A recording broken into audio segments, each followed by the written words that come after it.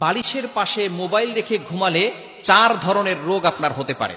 এটা আমি যখন ইন্ডিয়া গিয়েছিলাম তখন এক ডক্টরের সাথে কথা হয়েছে, তিনি আমাকে বলেছে বিভিন্ন ধরনের সমস্যা হয়, তবে এই 4টি খুবই ইম্পর্টেন্ট। বিশেষ করে আমরা আমাদের সমাজে, আমাদের সোসাইটিতে ম্যাক্সিমাম মানুষ আমরা আমাদের ফোনগুলো রাতের বেলা যখন ঘুমাই তখন আমরা বালিশের নিচে রেখেই তারপরে ঘুমিয়ে যাই।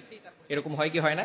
বিশেষ করে ম্যাক্সিমাম ইয়াং পিপল যারা আছি তারা আমরা মোবাইল এসে আমাদের যুব সমাজকে একেবারে ধ্বংসের দ্বার প্রান্তে নিয়ে গেছে। মোবাইলে ভালো আছে খারাপ আছে, তবে আমরা ভালোটা ইউজ না করে আমরা খারাপটা ব্যবহার করার চেষ্টা করি। বিশেষ করে বালিশের পাশেই আমরা মোবাইল রেখে তারপরে ঘুমিয়ে যাই।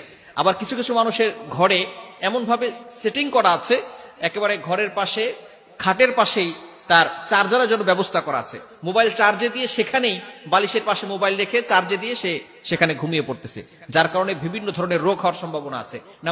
এক নাম্বার হচ্ছে হৃদরোগ হওয়ার সম্ভাবনা আছে। যে বালিশের পাশে মোবাইল রেখে ঘুমিয়ে যায় তার হৃদরোগ হওয়ার সম্ভাবনা আছে। এবং দ্বিতীয় নাম্বার হচ্ছে মাথা ব্যথা হয়। অনেক সময় আমরা বুঝি না কেন যেন মাথা ব্যথা হচ্ছে, ঘুম থেকে ওঠার পরে মাথা ব্যথা করতেছে। মাথা ব্যথা হওয়ার অন্যতম একটি কারণ হচ্ছে এই বালিশের নিচে মোবাইল রেখে দেওয়া। এবং তৃতীয় নাম্বার হচ্ছে ব্রেন ক্যান্সার হওয়ার সম্ভাবনা আছে। মানুষের ইন্টেলেকচুয়াল পাওয়ার, মেধা শক্তি দুর্বল হয়ে যায়। শুধু তাই নয়, ব্রেন ক্যান্সার হওয়ার একটা প্রবল সম্ভাবনা তার হয়ে যায় যদি বালিশের নিচে মোবাইল রেখে ঘুমায়। এজন্য অবশ্যই আমরা এই বিষয়গুলো থেকে দূরে থাকার চেষ্টা করব।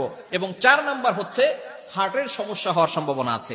এই 4 ধরনের ক্ষতি হবে যদি বালিশের পাশে আপনি মোবাইল রেখে ঘুমান। এই মোবাইল থেকে আমাদেরকে দূরে সরে আসতে হবে, মোবাইলটাকে মুসলমান বানাতে হবে।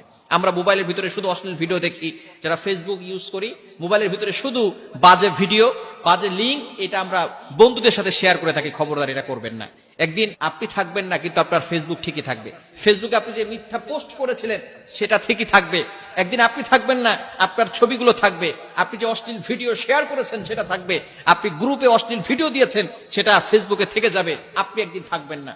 কিন্তু এই গুনাহগুলো অবশ্যই সদকায়ে জারিয়া হিসেবে আল্লাহ পাক রব্বুল আলামিন আপনার কবরে দিয়ে দিবেন। এজন্য অবশ্যই এই ফেসবুকটাকে মুসলমান বানাতে হবে। আপনি সঠিক কাজ করেন, স্ট্যাটাস দেন, সুন্দর সুন্দর পোস্ট করেন।